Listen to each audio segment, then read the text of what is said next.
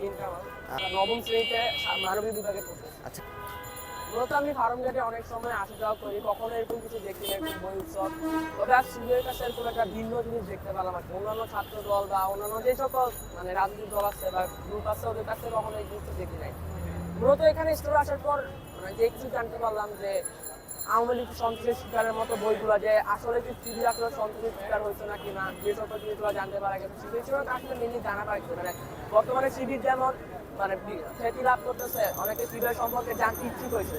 তো এই জানতে ইচ্ছুকটা আরো বেশি মানে সহজ হয়ে গেছে আমাদের জন্য এই স্টলটা থাকার কারণে।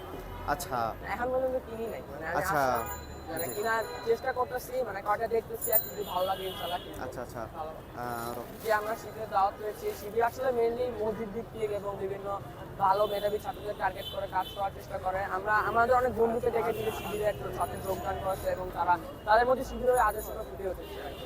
জি পরামর্শ একটাই, যেন এটা প্রতি বছরই হয়, এখন এটা যেন কন্টিনিউ থাকে এবং আরো ভালো ভালো বইয়ের কালেকশন যেন আসে। আচ্ছা ছাত্র রাজনীতিকে আসলে আমাদের যে ফ্যাসিবাদ ব্যবস্থা আমাদেরকে যে একটা মানে রেজিমের মধ্যে চাপিয়ে রেখেছিল, সেই চাপিয়ে রাখার পরবর্তীতে ছাত্র শিবিরের প্রকাশনা উৎসব তো একটা নতুন দিগন্ত বা নতুনভাবে ছাত্র রাজনীতিকে উপস্থাপন করতেছে। তো তোমরা কি আশাবাদী যে ছাত্র শিবির ভবিষ্যতে ক্যাম্পাসগুলোতে এই ধরনের রাজনীতি চালিয়ে যাবে কিনা? ইনশাআল্লাহ আমরা আশাবাদ করতে পারি।